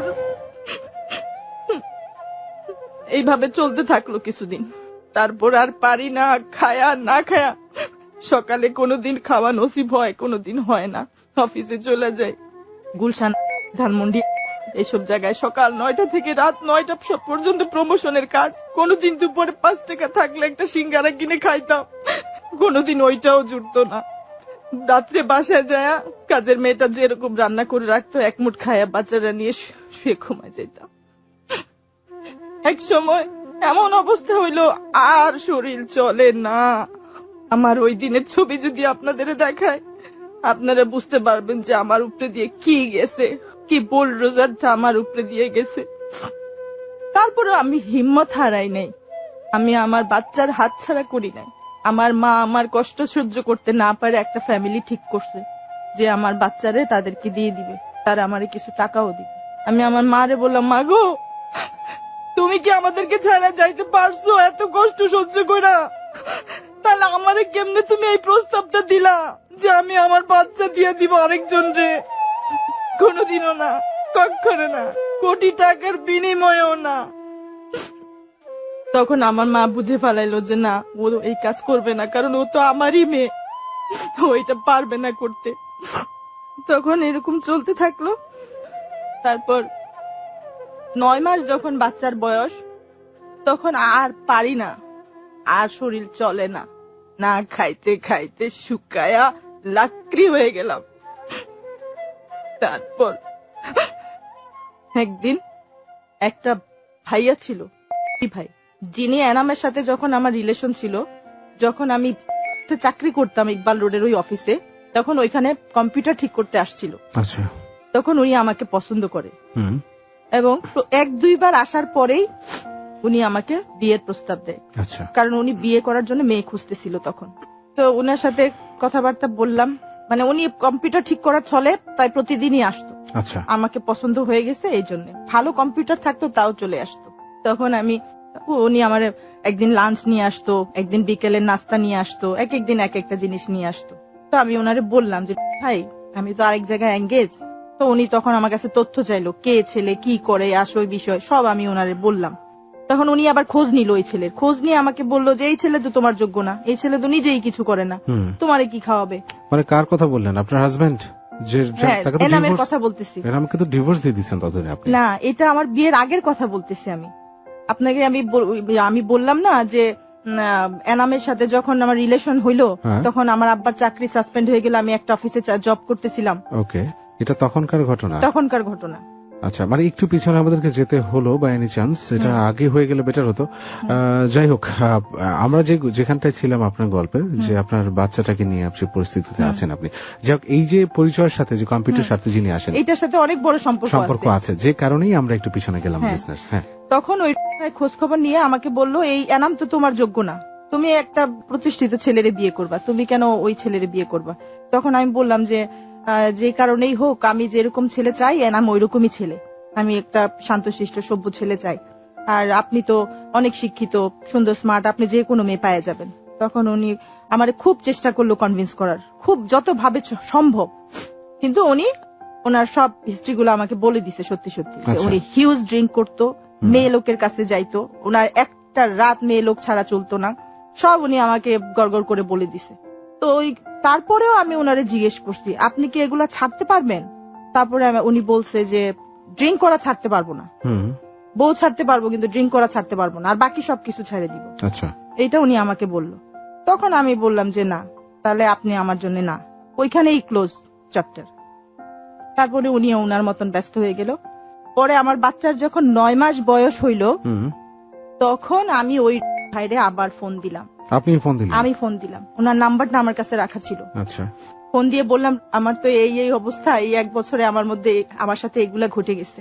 তখন উনি একটা বন্ধুর বিয়েতে যাচ্ছিল, উনি বিয়েটা ক্যান্সেল করে সাথে সাথে চলে আসলো। আচ্ছা, আমার কাছে আসার পরে ঘন্টাখানেক সে আমার সব কথাগুলা শুনলো, আর আমি বললাম যে এই আমার অবস্থা, আমি আর পারতেছি না। ওকে, তাই আপনি কি আমাকে একটা কাজের ব্যবস্থা করে দিতে পারবেন? তখন উনি বলল, মানে আমি যে কাজটা করতাম ওই টাকাটা দিয়ে আমি আর আমার বাচ্চার খাওয়ার ব্যবস্থা করতে পারতেছিলাম, কিন্তু বাসা ভাড়াটারা কিচ্ছু দিতে পারতেছিলাম না। আর যেহেতু আমার আব্বাও আমার খরচাপাতি সব দেওয়া বন্ধ করে দিছে, আর একটি টাকাও সহযোগিতা করার মতন আর কেউ ছিল না তখন, বাসা ভাড়া জমছে। এই অবস্থায় আমি ওনারে ফোন দিই যে ভাই আপনি আমার এমন একটা কাজের ব্যবস্থা করে দেন যেটা দিয়ে আমি খাওয়া পড়া বাসা ভাড়া সবকিছু দিতে পারবো, আপনার তো অনেক জানাশোনা আছে। তখন উনি আমার জিজ্ঞেস করলো যে তুমি কোথায় থাকো, বাসা কোথায়? পরে ওনাকে আমি বাসায় নিয়ে গেলাম, উনি পরের দিনই আইসা বাসার ভাড়া টাড়া সব ক্লিয়ার করে দিল। আচ্ছা, 5 মাসের ভাড়া টাড়া জমছিল ওগুলা সব ক্লিয়ার করে দিল। তখন উনি আমার বলল যে এখন আমি তোমার যে বাসা নিয়ে দিব তুমি ওইখানে থাকবা। তারপরে উনি আমাকে আরেকটা সাবলেট বাসা করে দিল, একটা বাসায় সাবলেট একটা রুম নিয়ে দিল। তো মাঝে মাঝে উনি আসা শুরু করলো। তো আমি ওনার বললাম যে আপনি আমার কাজ খুঁজে দিবেন না? পরে উনি বলল যে তোমার কি কোনো সমস্যা হইতেছে এখানে? আমি বলছি যে না, সমস্যা তো হইতেছে না, কিন্তু আমি তো আপনার কাছে একটা উদ্দেশ্যে আসছি। তখন উনি বলল যে থাকতে থাকো, কাজের ব্যবস্থা হবে, তোমার কি এখন কাজ করার মতন অবস্থা আছে? তুমি পারবা কাজ করতে? পরে আমি বললাম যে উনি তো ঠিকই বলতেছে, আমার তো আসলেই কাজ করার মতন শারীরিক মানসিক কোনো অবস্থাই নাই। মানে উনি আপনাকে এমনিতেই সাপোর্ট দিয়ে যাচ্ছিলেন, তাই তো? আর এই সময় আপনার ফ্যামিলির সাথে কোনো যোগাযোগ রেখেছিলেন? শুধু মায়ের সাথে। আচ্ছা, বাবা খোঁজও নিত না? আচ্ছা, বাবা আমাকে বাদই দিয়ে দিছে হিসাব থেকে।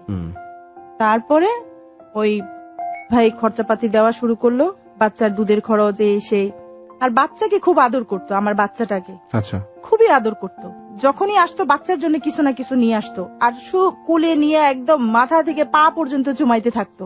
আচ্ছা, এটা আমি খুব দেখতাম, দুইটা নয়ন ভরে দেখতাম যে যেই বাপ জন্ম দিল সে কোনোদিন এই বাচ্চারা এরকম ভাবে আদর করলো না, আর এই লোকটা এত আদর করতেছে, কারণটা কি? 3 মাস এইভাবে যাওয়ার পর ওই লোক আমাকে বলল যে নুসরাত, আমি তোমার সাথে এবার কিছু ইম্পর্টেন্ট কথা বলতে চাই। আমি বলছি কি বলেন? আপনার কথা সবার আগে, তারপরে বাকি সব কথা। উনার প্রতি ওই 3 মাসে এমন একটা ভক্তি চলে আসলো, এমন একটা শ্রদ্ধা, এমন একটা মানে মনে হইল যে উনিই ফেরেস্তা, উনারে আল্লাহ পাঠাইছে ফেরেস্তা রূপে আমার বাঁচানোর জন্য। তখন আমি ওনার বললাম বলেন আপনি কি বলবেন? উনি বলল যে নুসরাত, আমি এখনো তোমারে পছন্দ করি, আমি এখনো আনম্যারিড, তুমি যদি চাও আমি তোমার বাচ্চার নাম দিতে পারি, আর আমি তোমার লিগেলি ওয়াইফ বানাইতে পারি। আচ্ছা, তো আমি সাথে সাথে ওনাকে বললাম না এইটা হবে না। উনি বলল কেন হবে না? বলছি না, আমি একটা বিবাহিত বাচ্চা আলা মেয়ে, আর আপনি একটা আনম্যারিড লোক, আপনি শিক্ষিত, 6 বছর লন্ডনে লেখাপড়া করছেন, MBA করা লোক, আপনি কেন আমাকে বিয়ে করবেন? আচ্ছা, আপনি কেন এত ঠকবেন? হ্যাঁ, এটা আপনার একটা মানবিক দিক, হ্যাঁ, এটা আপনি বিবেচনা করে বলেছেন। হ্যাঁ, আপনি আসলে বিবাহিত মহিলা সেটা ঠিক, কিন্তু একই সাথে কিন্তু আপনি ডিভোর্সও ছিলেন, তাই না? যাই হোক, এটা আপনার উদারতা যে আপনি ওনার বিয়ের প্রস্তাবটা নাকচ করলেন। হ্যাঁ, উনি যখন আমাকে বিয়ের প্রস্তাব দিল, আমি ওনাকে বলছি যে না, আপনাকে বিয়ে করা আমার পক্ষে সম্ভব না, কিন্তু আমি অনেক ভালো খাবার দাবার তৈরি করতে পারি, আপনি আমাকে একটা খাবার ব্যবসা ধরাই দেন। তখন উনি বলছে সবকিছু হবে, তুমি আগে সুস্থ হও, স্বাভাবিক হও। তারপরে উনি মানে যত ভাবে কনভিন্স করা যায় আমাকে কনভিন্স করা শুরু করে দিল। ওকে। হ্যাঁ, তারপর এইভাবে যখন উনি খরচাপাতি দেওয়া শুরু করলো, এক পর্যায়ে 5-6 মাস যখন হয়ে গেল, তখন উনি আমার কাছে অধিকার চাওয়া শুরু করে দিল। আচ্ছা, মানে 5-6 মাসই আপনার যাবতীয় খরচ, বাচ্চার যাবতীয় খরচ উনি চালাচ্ছেন। ওকে। 5-6 মাস পর উনি আমার কাছে অধিকার চাওয়া শুরু করলো, উনি আমার কাছে আসতে চায়, আমার সাথে মেলামেশা করতে চায়। তো আমি ওনারে বললাম যে আপনি আপনার রাস্তা দেখেন, আমি আমার রাস্তা দেখি, আমি এইভাবে আমার জীবন আমি যাপন করতে চাই না। আচ্ছা। তখন উনি আমারে বুঝাইলো যে তুমি একটা লোকের কাছে থাকা পছন্দ করবা নাকি রোজ একটা লোকের কাছে যাওয়া পছন্দ করবা। আচ্ছা, অনেক বড় একটা কথা এটা। তোমার মতন মেয়ে কোনোখানে যায় শান্তি পাবা না। আচ্ছা। এবং আমি নিজেও এটার ভুক্তভোগীও, আমি অনেক জায়গায় চাকরির জন্য গেছি, প্রবলেম হয়েছে। তো উনি আমার যখন এগুলা বুঝানো শুরু করলো, এক পর্যায়ে কনভিন্স হয়ে গেলাম। ভেরি সিম্পল, হওয়াই উচিত, কারণ আপনার তো আশেপাশে তখন কেউ নাই। যাবতীয় সাপোর্ট যা দাও এই অচেনা মানুষটা দিচ্ছে, পরিচয় আছে, রক্তের কোনো সম্পর্ক কিন্তু নাই। এই মানুষটার কাছ থেকে পাওয়ার পরে এতদিন কত মাস ছিলেন তার সাপোর্টে আপনি? 7-8 মাস এরকমই, তাই 6 মাস 6 বা 7 মাস হবে। একটা পর্যায়ে আপনি আপনার বাচ্চার খাবারটা ম্যানেজ করতে পারছিলেন না। একটা মার কিন্তু আর মানে চাওয়ার কি আছে, তার বাচ্চাটাকে মানুষ করবে সুন্দরভাবে, সেখানে একটা ছোট্ট শিশু, কয়েক মাস একটা বাচ্চা, তার খাবার আপনি জোগাড় করতে পারছিলেন। এর চেয়ে বড় কষ্ট কিছুই ছিল না কিন্তু আপনার জীবনে তখন। তো এত বড় একটা সাপোর্ট যখন আসলো, তখন আপনি সেটা কনভিন্স হয়ে গেলেন, তাই তো? ওকে, এখানে আর একটা ছোট বিরতি আমাদেরকে নিতে হচ্ছে, এবং তারপরে কি হলো সেগুলো সবই আমরা শুনবো খুবই ছোট একটা বিরতির পর। প্রিয় শ্রোতা, আপনি আছেন আপনার প্রিয় অনুষ্ঠান ক্লোজ আপ প্রেজেন্স হ্যালো 8920 এবং অনুষ্ঠানটা শুনছেন ABC রেডিও 89.2 FM এ। সেতু আছি, কোথাও যাবেন না, খুব আর্লি ফিরে আসছে। Close Up presents Hello 8920. Close Up. The closer, the better. Close Up presents Hello 8920.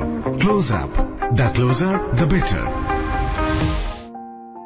প্রিয় শ্রোতা, আপনাদের সবাইকে আরো একবার স্বাগত জানাচ্ছি ক্লোজ আপ প্রেজেন্স হ্যালো 8920 আর যে সেতু আছে আপনার সাথে, এবং ABC রেডিও 89.2 FM আপনি শুনছেন, এবং গল্পটা শুনছেন এই গভীর রাতে, এই শীতের রাতে কষ্ট করে শুনছেন।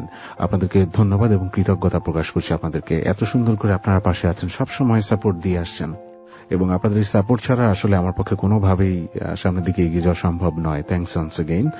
আর নুসরাত আছে আমাদের সাথে আজকে। একটা অদ্ভুত জীবনের গল্প শুনছি, যে জীবন আসলেই কল্পনার চেয়ে বেশি কিছু। এই কথাটা আজকে বারবার বেশি বেশি বলতে ইচ্ছে করছে নুসরাতের জীবনের গল্পটা শুনতে শুনতে, এবং আমার মনে হয় আপনাদের ক্ষেত্রেও তাই হচ্ছে। আপনাদেরও অনেকের জীবনে এরকম গল্প রয়েছে, সেগুলো আপনারা এখানে এসে বলতেও চান। সো এই কারণেই আপনাদের জন্য একটা ফোন নাম্বারও আছে, ডেডিকেটেড ফোন নাম্বার, এবং একটা ফেসবুক পেজও আছে, সবগুলি বলে দিচ্ছি। এখানে ফোন করুন আপনি, নাম্বারটা হচ্ছে 09-613-892-892। আমরা বলছি, একটু মন দিয়ে শুনবেন, 09-613-892-892। সেখানে লোবান আপনার সাথে যোগাযোগ করবে, আমাদের টিম মেম্বার। আর ফেসবুকে আপনি সরাসরি আমার সাথে কথা বলতে পারেন। ফেসবুকের অ্যাড্রেসটা হচ্ছে facebook.com/setu.abcradio। অ্যাড্রেসটা আবার বলছি, facebook.com/setu.abcradio। পেজটা RJ সেতু নামে আছে, আপনি সেটাতে লাইক দিন এবং আমার সাথে কানেক্টেড থাকুন, যাতে করে সব আপডেটস আপনি সেখানে পান এবং আমার সাথে নিয়মিত যোগাযোগটা রাখতে পারেন। ওকে, নুসরাতের জীবনের গল্পে ফিরে যাচ্ছি সরাসরি। আমি আর কিছু বলবো না, কোনো রিভিউ দিচ্ছি না, জাস্ট নুসরাতের কাছে। নুসরাত একটা পর্যায়ে রাজি হলেন আপনি? হ্যাঁ, আমি কনভিন্স হয়ে গেলাম তার কথায়, কারণ সে আমার বাচ্চাকে প্রচন্ড ভালোবাসতো। এইটা দেখে আমি মুগ্ধ হয়ে গেলাম তার উপরে, যে এর চেয়ে ভালো গার্জিয়ান আমার বাচ্চার জন্য আর কেউ হইতে পারে না, রাইট, এই লোকের চেয়ে। তখন আমি আমার আম্মাকে বললাম, আর কাউকে বলার প্রয়োজন মনে করলাম না, আমার মাকে আমি বললাম। তখন আমার মা আবার আমাকে বলল যে মা, তুমি একটা বিবাহিত মেয়ে, তুমি একটা আনম্যারিড লোককে বিয়ে করো না, সে যতই তোমাকে বলুক, তোমার সারা জীবন তোমার দাবায় রাখবে, 6 মাস পার হবে না, তুমি শুধু পালানোর রাস্তা খুঁজবা। আমি আমার মার কথা শুনলাম না, আমি ওই লোককে বিয়ে করে নিলাম। বিয়ে করে ওই লোক আমারে নিয়ে গেল শেকের টেকে একটা বাসায় আমারে উঠাইলো। আচ্ছা, সুন্দর একটা বাসা, মোটামুটি 2 বেড ড্রয়িং ডাইনিং এর একটা বাসায়। তো ওই মুরগির খোপ থেকে যখন এত বড় বাসায় গেলাম তখন এমনিই মনটা অনেক প্রফুল্ল হয়ে গেল। রাইট। তখন ওই লোক ভালোই আদর ভালোবাসা দিচ্ছিল, সবকিছু আমার ছেলে সবকিছু ঠিক মতন চলতেছে। 19 দিনের দিন যখন বিয়ে করে নিয়ে গেল, 19 দিনের দিন উনি ফ্যাক্টরি গেল। আচ্ছা, ব্লেড ফ্যাক্টরি গেল। ব্লেড ফ্যাক্টরি থেকে আইসা সন্ধ্যা মাগরিবের সময় বেল দিল। আমি দরজা খুললাম, আমি ওনার জন্য শাড়ি টাড়ি পরে সেজে গুজে বসেছিলাম। আমি দরজা খুললাম, উনি উপর থেকে নিচ পর্যন্ত আমার এক নজর দেখলো। আচ্ছা, দেখার পর আমার ধাক্কা দিয়ে সে ঘরের মধ্যে ঢুকলো। ঢুইকা আমার সাথে আর কোনো কথা বললো না, সবকিছু খুঁজা শুরু করলো।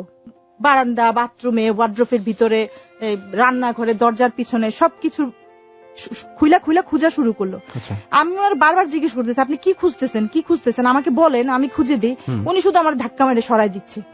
পরে উনি ফ্রিজ থেকে মদের বোতল একটা বাইর করলো, বাইর করে আধা বোতল মদ উনি খাইলো। খাওয়ার পর পুর জুতা পরে আমার যে ঘুষি আর লাথি উনি মারা শুরু করলো। মাই গড। তখন আমি বুঝলাম যে আমার আসলে ভাগ্যটাই খারাপ। আমি ওই দিন ইন্নানি লা ইলাহা ইল্লাল্লাহ মুহাম্মাদুর রাসূলুল্লাহ পড়ে নিছি যে আমি হয়তো আজকে শেষ, আমার আজকেই হয়তো শেষ দিন। আমার বাচ্চাটা, ওই 1 বছরের বাচ্চাটা হতভম্ব হইয়া লাল নীল হয়ে গেছে মার এই মায়ের ধর দেখা। তারপরে এক পর্যায়ে সে ক্লান্ত হয়ে গেল মারতে মারতে। আমি মাটিতে ওইভাবেই পড়ে রইলাম। পরের দিন সকালে তার কথা শুনে বুঝতে পারলাম যে সে ধারণা করছে যে ঘরে আমি কোনো পুরুষ লোক ঢুকাইছি। ওকে, এগুলো কি কোনো কান কথা কারো কাছ থেকে শোনা নাকি তার নিজেরই ধারণা করা? তার তখন তো সে কারোর সাথে মিশে না। ওকে, না এটা মিশে না, এটা তার একটা নিজস্ব একটা কল্পনার জগৎ, কারণ সে সবসময় কিন্তু নেশার মধ্যেই থাকে। এটা কিন্তু মানুষের মস্তিষ্ককে এমন ভাবে বিকল করে দেয় যে স্বাভাবিক চিন্তা ভাবনা কোনোভাবেই করা সম্ভব নয়।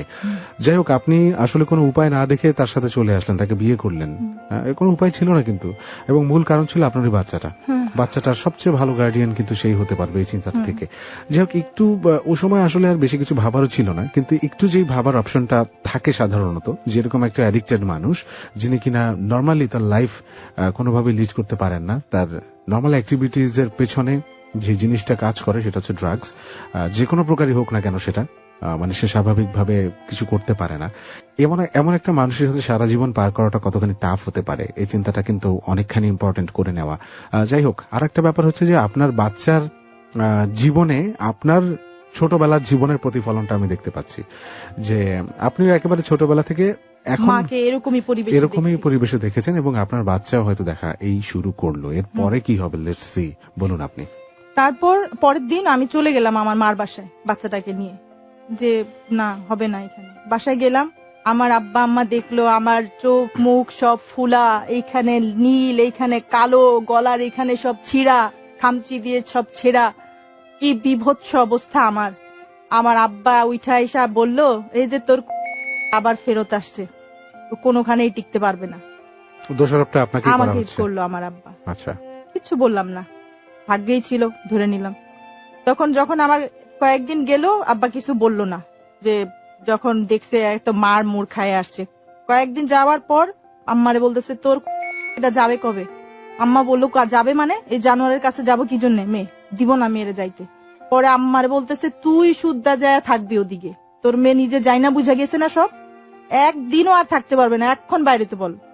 তারপর ওই দিনই আমার আব্বা আবার বাইর করে দিল। বাধ্য হয়ে আমার ওনার বাসায় যায় উঠতে হইলো আবার।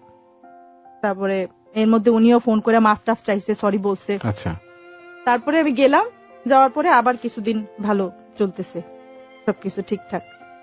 আবার একদিন একটা ফোন আসছে রং নাম্বারে, টিএবিএক্স এর ফোন লাইন ছিল, রং নাম্বারে ফোন আসছে। এই যে তোর এরা ফোন করা শুরু করছে, বুঝা গেছে যে এখানে একটা 2 নাম্বার মহিলা থাকে, এই যে দেখ তোর ফোন আসা শুরু হয়ে গেছে, মানে তার ভাষাই ছিল এরকম। তখন আমি বলছি, আমি তো এই নাম্বার আমার বাপ মারেও দিই নেই, তাইলে আমার অন্য লোকের নাম্বার ফোন আসার তো প্রশ্নই উঠে না। তখন ওই লোক আমারে বলল যে তুই ফোন বাজতে বাজতে বন্ধ হয়ে যাবে, রিং বন্ধ হয়ে যাবে, তুই ফোন উঠাবি না, লোক বাসায় এসে বেল দিতে দিতে ফেরত যাবে, তুই দরজা খুলবি না। তা আমি এইভাবেই থাকতে থাকলাম। ঘরে বাজার নাই, খাওয়া নাই, আমরা মা ছেলে খিদায় বসে আছি। উনি বাসায় আসতো, বাজার সদে আনলে আমরা রান্না বান্না করে খাইতাম। নিজে দোকানে যায় যে একটা পাউরুটি আইনা খাবো, ওই সাহস ছিল না। এত একটা ভয় আতঙ্ক ভিতরে ঢুকে গেল ওই প্রথমবার মায়ের খাওয়ার পরে। এবং যখনই উনি ড্রিঙ্ক করে আসতো আমরা মা ছেলে থর থর করে কাঁপতে থাকতাম। আমরা এমন আতঙ্কে পড়ে যাইতাম। আর এত গর্জন করতো, বাঘের গর্জন ফেল ওনার গর্জনের কাছে। তারপরে কিছুদিন পর ওনার 2টা বোন রে বাসায় নিয়ে আসলো। ও এখানে একটা কথা ছুটে গেছে, সেটা হলো উনি বিয়ের আগে আমার একটা শর্ত দিছিল যে আমার পরিবারে 7 ভাই বোন, আমরা বাপ মা মারা গেছে, আমি কোনো সামাজিকতা মেনটেন করব না যতদিন আমার ভাই বোনদের বিয়ে না হবে। তো আমি ওইটা স্বাভাবিকভাবেই মেনে নিছি। কিসের সামাজিকতা, আমাদের কি সামাজিক ভাবে বিয়ে হয়েছে? আমার বাপ কি আমার দায়িত্ব পালন করছে যে আমি আমার বাপ ভাইরে এখানে দাওয়াত করে খাওয়াবো? আমি আপনার শর্তে রাজি। পরে ওনার 2টা বোন নিয়ে আসলো।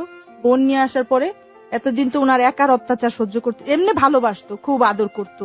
একটা রানে আমারে বসাইতো, আর একটা রানে আমার ছেলেটারে বসায় ঘন্টার পর ঘন্টা কম্পিউটারে কাজ করতো। আচ্ছা। তো যখনই মদ ড্রিঙ্ক করে আসতো তখনই ওনার চেহারাটা পাল্টায় যেত। আর যখন ওই যে কোনো এমন কোন ফোন আসতো যেটা আসলে উনার ফোন না, তখন উনি খুব অকথ্য ভাষায় গালিগালাজ করতো। আচ্ছা। তারপর ওনার বোনরা আসার পর নতুন অত্যাচার শুরু। আমার বোনরা আমার বাচ্চাটারে, উফ আল্লাহ, কারো সন্তানের জীবনে এরকম না আসে যে মার এরকম দিন দেখা লাগে। কুকুরের বাচ্চারেও মানুষ এইভাবে তাড়ায় না, আমার বাচ্চারে ওনার বোনরা এরকম ভাবে তাড়ানো শুরু করলো। এই তুই এদিকে আসতে পারবি না, তুই বিছানায় উঠতে পারবি না, তুই বাথরুমে যাইতে পারবি না, তুই এটা ধরতে পারবি না, তুই ওইটা ধরতে পারবি না, এগুলা করা শুরু করে দিল। আর সারা রাত উনি কম্পিউটারে কাজ করতো, খুব দের রাত্রে ঘুমাইতে আসতো। সারা রাত আমি ঘুমাইতে পারতাম না, ভোরবেলা ঘুমাইতে হইতো। তখন উনার বোনরা ভোর হইলেই আবার আইসা মাথা ধরে ধাক্কানো শুরু করতো। এই ওঠ, এই মহিলা, আমরা কি এখানে কাজ করতে আসছি? আমরা কি বুয়া? ওঠ ওঠ, যা চা বানা, নাস্তা বানা, এইরকম করা শুরু করে। সেটা গেল, বাট আমি জাস্ট এখনো ওই জায়গাটা আটকে আছি যে আপনার বাচ্চাকে আপনি বললেন যে কুকুরের মতো ব্যবহার করতো। মানে জাস্ট আমি না জিনিসটা ইমাজিন করছি, আমি জিনিসটা দেখতে পাচ্ছি। আর আপনার সেই জায়গাটায় আমি ভাবছি যে একটা মা বাচ্চার খাবার দিতে পারতো না, সেই বাচ্চাটাকে কষ্ট করে, কত বছর তখন? তখন তার বয়স প্রায় 1.5 বছর হয়ে গেছে। 1.5 বছর, 1.25 বছর। ওই বাচ্চাটা আপনার জীবনের সবচেয়ে প্রিয়, আর কিন্তু কেউ নাই। সবচেয়ে প্রিয়, পৃথিবীর সব সম্পদের চেয়ে সবচেয়ে প্রিয়।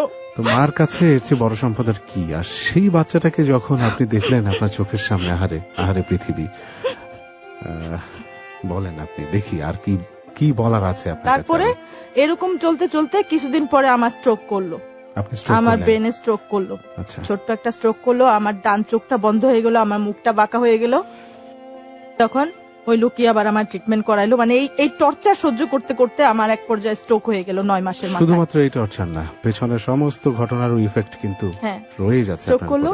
তো তার বোনরা এইটা নিয়েও তারে চার্জ করতো, কি একটা উঠায় নিয়ে আইছে রাস্তা থেকে, এটা আবার অসুস্থ হয়ে গেছে, এর আবার এত টাকা খরচ করে চিকিৎসা করানো লাগতেছে, এই সেই। এগুলার মধ্যে দিন কাটতেছিল ভয়ঙ্কর ভাবে। যেই আমি একটু সুস্থ হইলাম তখন একদিন এক বেল দিল একজন।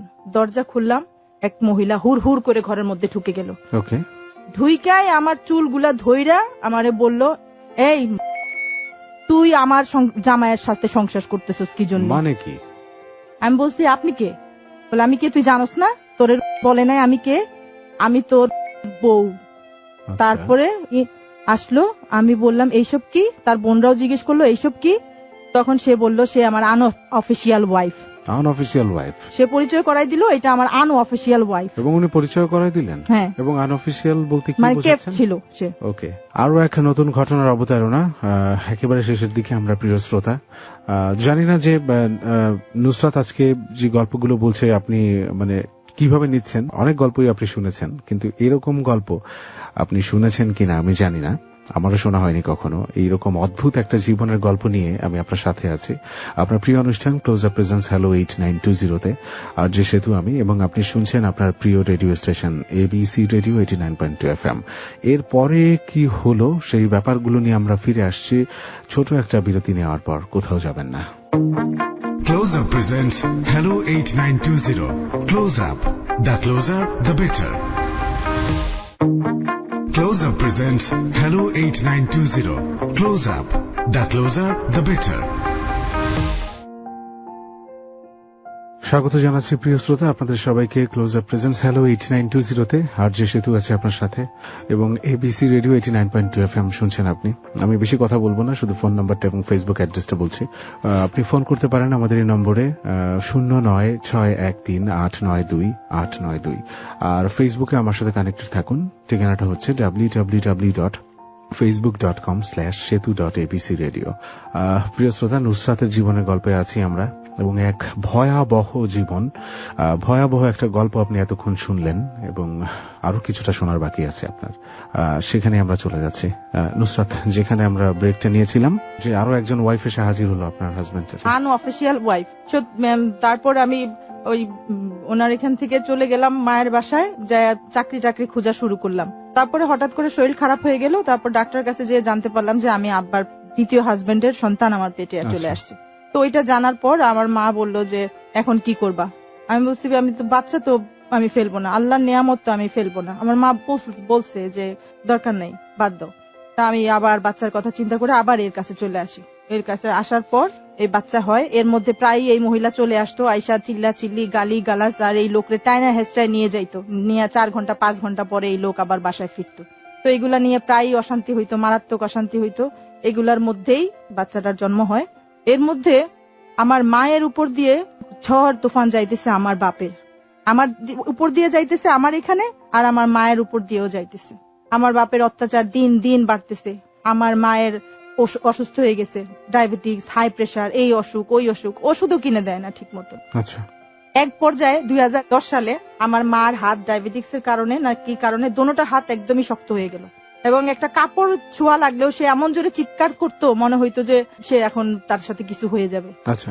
তখন আমি আমার স্বামীরে বললাম, একদিন রাত্রে পা দুইটা জড়াইয়া ধইরা বললাম, আপনি একটু আমার মার চিকিৎসা করাই দিতে পারবেন?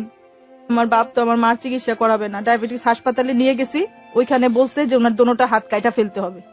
তখন তো মাথা খারাপ হয়ে গেল, দুইটা হাত কেটে ফেলে একটা মানুষ আর কি করবে জীবনে।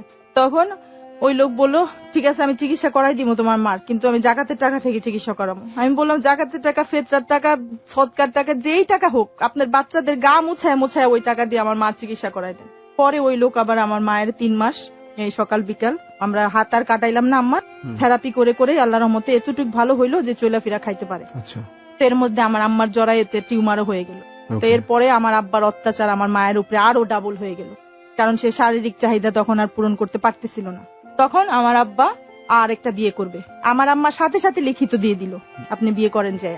আমার কোনো আপত্তি নাই। আমার আব্বার বিয়ে করবে, মেয়ে খুঁজতেছে। 2016-তে আব্বা চাকরিতে রিটায়ার করে। রিটায়ার করার পরে হঠাৎ করে একদিন আব্বা উধাও, আব্বা নাই। আব্বা কোথায় কোথায় কোথায় পরে জানা গেল জিরাবতে এক মহিলারে উনি বিয়ে করে উনি ওদিকেই রয়ে গেছে, বিয়ে করে ফেলেছে অলরেডি। হ্যাঁ, 6 বছর ধরে ওনার ওই মহিলার সাথে সম্পর্ক চলতেছিল। পরে আমরা এগুলা জানতে পারি। যখন আমার বাবা হঠাৎ করে উধাও হয়ে গেলেন, তখন কিছুদিন পরে আবার সে বাসায় ফিরে আসলেন। তখন আমার আম্মা এক পর্যায়ে ওনাকে বললেন, এইসব কি শুনতেছি যে তুমি আরেকটা বিয়ে করছো, এই সেই। এক পর্যায়ে কথা কাটি হইতে হইতে আমার আব্বা বটিটা নিয়ে আমার আম্মার গলার সামনে ধরলো। যেই আম্মা সরে গেলেন, তখন আব্বার বটির পোস্টটা লাগলো আমার মায়ের কানে। মানে উনি কি কোপ দিলেন? কোপ দিলেন, এবং সেই কোপটা কানে লাগার সাথে সাথে কানটা প্রায় অনেকখানি কেটে গেল। 6-7টা সেলাই তার কানে লাগলো।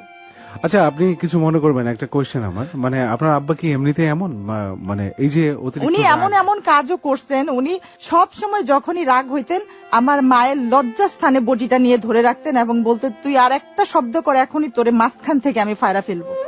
আমি জাস্ট এই প্রশ্নটা এই কারণেই করেছিলাম যে আপনার আব্বা যে কাজগুলো করতেন, এই গল্পে যেগুলো আমরা শুনতে পেলাম আপনার কাছ থেকে, তাতে করে কোনো সুস্থ স্বাভাবিক মানুষ বলে আমার মনে হয় না ওনাকে। মানে ওনার কি কোনো মেন্টাল ডিসঅর্ডার বা এই টাইপের কোনো ঝামেলা আছে, বা কোনো কারণে কি উনি অ্যাডিক্টেড কোনো নেশায়? বা সাধারণ ওনার একটাই নেশা, সেটা হলো মেয়ে লোকের নেশা। ওনার আর কোনো নেশা নাই। এটাও একটা নেশা এবং এটা সবচেয়ে বাজে একটা নেশা।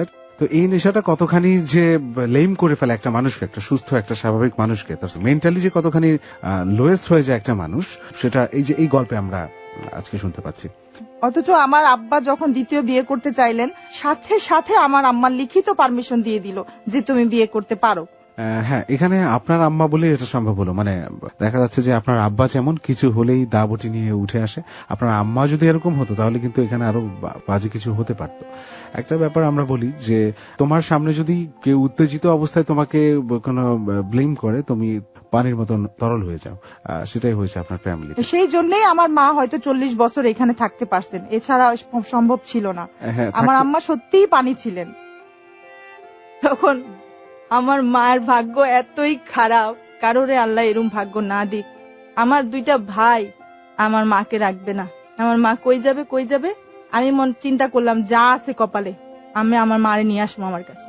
আমার মারে আমি নিয়ে আসলাম। যেই আমার মা আমার বাসায় আসলো, আমার স্বামী ঘর ছেড়ে চলে গেল এবং ম্যানেজারকে বলে দিল 1টি টাকা বাসায় যদি বাজারে দেওয়া হয় তোমার চাকরি শেষ। 5 দিন আমার মা রইলো, আমার স্বামী কোনো খরচাপাতি বাজার সদাই কিছু দিল না, সে বাসায় ফিরলো না। খুব সম্ভব সে ওই মহিলার বাসায় ছিল। তখন বাধ্য হইলাম মারে বৃদ্ধাশ্রমে রাখতে। আগারগা বৃদ্ধাশ্রমে আমার দুঃখিনী মারে রাইখা আসলাম। আমার মা এখন চোখে দেখে না, কানেও শুনে না, চলতে ফিরতেও পারে না। আমার ভিতরে এত কষ্ট যে আমার চোখ দিয়ে পানি না, রক্ত আসার কথা, রক্ত। আমার মার যখন আমি বৃদ্ধাশ্রমে দেখতে যাই, ফিল করি যে আমার যদি আল্লাহ আমাকে হায়াত দেয়, বাঁচা রাখে, হয়তো এটা আমার ভবিষ্যৎ।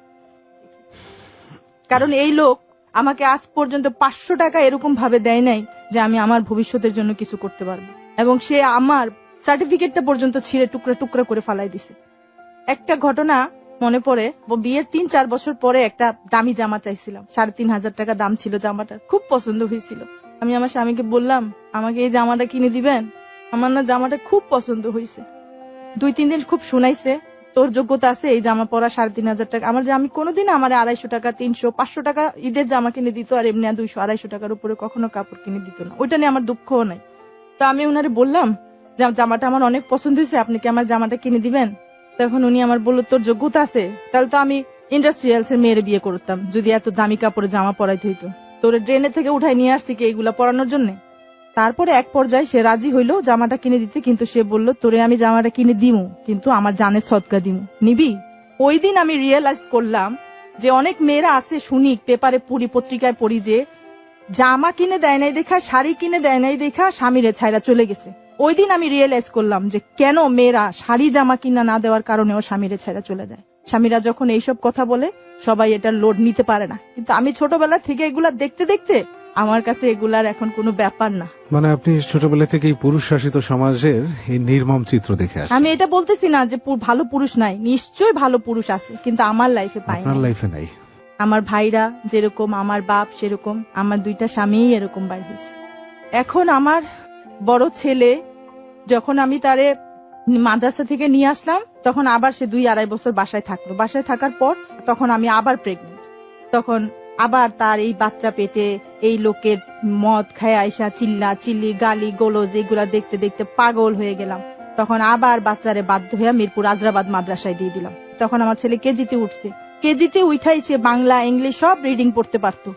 স্কুলে ম্যাডামরা ডাইকে ডাইকে নিয়ে বলতো যে আপনার ছেলে অনেক ব্রিলিয়েন্ট, ওর হাতের লেখা খুব সুন্দর। ছেলেটা বলতো মা গো, সব বাচ্চার মা স্কুলে আসে, তুমি কেন আসো না? আমারে মানুষরা জিজ্ঞেস করে এটা কি তোমার আপন মা নাকি তোমার সৎ মা, যে কোনোদিনও স্কুলে আসে না।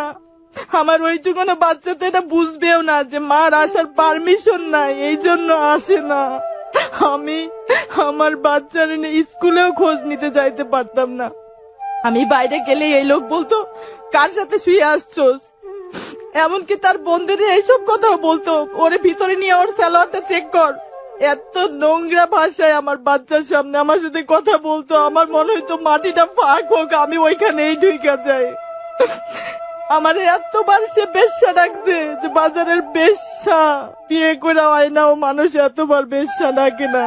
এত পর পুরুষের সাথে মুখে মুখে সে আমার শুয়াইছে, পতিতাদেরও মনে হয় এত পুরুষের সাথে শুয়া লাগে নাই। আমারে সে চোখের মাথায় বিয়ে ঠিকই করে ফেলাইছে, কিন্তু স্ত্রীর মর্যাদা, স্ত্রীর অধিকার কোনটাই সে আজ পর্যন্ত দেয় নাই। আমি ওইখানে বান্দা বুয়ার মতন 3 বেলা খাই আর থাকি, এইটুকি আমার ফ্যাসিলিটি। আমার হাজবেন্ড রে কয়েকবার আমি থানায় জিডি করছি তার নামে। থানা থেকে তারে যখন ইনফর্ম করছে, সে গেছে ওইখানে কথাবার্তা বইলা বাসায় আইসা তখন সে আমারে বলছে, তুই যে পুলিশদের সাথে শুইয়া আমার নামে কমপ্লেন করে আসলি, এই পুলিশদের পকেটে আমি টাকা ঢুকাই দিয়ে আসবো, তখন এই পুলিশটা তো প্রমাণ করবে যে তুই একটা বেশ্যা। শুধু এইটাই না, আমার হাজবেন্ড ড্রিঙ্ক কইরা আইসা 3-4টা ঘন্টা আমার এবং আমার বাচ্চাগুলার যে অত্যাচার করে, ওইটার 5 মিনিটের ভিডিও যদি আমি কাউরে দেখাইতে পারতাম, তাহলে মানুষরা বুঝতো যে আমি আর আমার সন্তানগুলা কতটা অসহায় আমরা। আপনি এগুলো ভিডিও করেন না কেন? তার বোনরা থাকে, তারা করতে দেয় না। তারা যখনই এই ধরনের কোনো অ্যাটেম্প দেখে তখন বাইরে বাইর করে দেয়। আপনি এটা গোপনে করে ফেলবেন ভিডিওটা, আমি আপনাকে এই পরামর্শ দিচ্ছি। আমার বাচ্চাগুলার সামনে দাঁড়া করায় রাইখা আমার স্বামী বলতে থাকে, তোর মা শৈল বেচে, তোর মা এইটা বেচে, তোর মা ওইটা বেচে। তার মুখের ভাষাই এইগুলা। অথচ আজ পর্যন্ত একদিনও আমি সে যখন ড্রিঙ্ক করে বাসায় আসে আমি বলি না যে আপনি কেন খাইয়া বাসায় আসছেন। বাসায় ছোট ছোট 3টা বাচ্চা আছে এবং বাচ্চাগুলোর আমি আগে ভাগে ঘুম পাড়াই দিই, যেদিন খাইয়া আসার কথা থাকে সে বাসায় ঢুইকাই আগে বাচ্চাগুলার এটা উঠায় যে তোরা কই, এদিকে আজ শুনে যা তোর মা কি করছে, তোর খালা কি করছে, তোর নানু কি করছে। অথচ আজ পর্যন্ত আমার মা বাবা ভাই বোন কাউরে উনি এই 15 বছরের মধ্যে বাসার মধ্যে ঢুকতেও দেয় নাই, ঈদেও না। এই দুঃখ নিয়ে আমার কবরে যাইতে হবে। এগুলো সবই হচ্ছে বিকৃত মস্তিষ্কের পরিচয়। তো যাই হোক, আমি যেটা বলতে চাই যে শুনছেন লাখ লাখ মানুষ, আপনারা প্রিয় শ্রোতা, অনেকেই আপনাদের মধ্যে ভিকটিম আছেন। এই আজকের অতিথির মতো আপনারাও হয়তো শিকার, আপনাদের হাজবেন্ডের, আপনাদের ফ্যামিলির কারো না কারো দ্বারা। এখন কিন্তু সোচ্চার হয়ে বাঁচার সময়। এখন আর সেই সময় নেই যেখানে আপনি একটা সময় সিনেমায় দেখেছি, আমি একটু পার্টিকুলার মেনশন করি, ওই সময়টা এরকম ছিল বলে ওই সময় সিনেমা বা গল্প বা নাটকগুলো এমনই ছিল যে আমাকে সারা জীবনও ভালো না বাসলে আমি ভালোবেসে যাব। No, it's not the thing. আপনি এভাবে কিন্তু আপনি বেঁচে থাকতে আসেননি পৃথিবীতে। আপনিও একটা সোল, আপনি একটা মানুষ। আপনি যে অধিকারটা নিয়ে আসছেন, সে যে আপনাকে অত্যাচার করছে, যার দ্বারা আপনি অত্যাচারিত হচ্ছেন, is the same thing, is the same soul. So please be aware of your rights. আপনি আপনার অধিকারগুলো আদায় করে আপনাকেই নিতে হবে। আপনার আশেপাশে আসলেই আপনার জন্য কেউ নাই। তারপর আমার ওই বাচ্চাটা মাদ্রাসায় দেওয়ার পরে আবার এতিমখানায় দিয়ে দিলাম। ওইখানে 2.5 বছর থাকলো, আবার ছেলে মরে যায়। আবার ওই লোকের হাতে পায়ে ধরে বাচ্চারে বাসায় নিয়ে আসলাম, আবার স্কুলে দিলাম। আমার যে ছেলে ক্লাস 10-এ পড়ার কথা, সে এতদিনে ক্লাস 7-এ উঠছে, কিন্তু এবার হঠাৎ করে তার পিছনে ব্যথা ব্যথা ব্যথা বলতে বলতে বলতে বলতে বাঁকা হয়ে যায় ব্যথায়। আমি কি করবো, এই লোকের তো ডাক্তারের কাছে নিয়ে যায় না।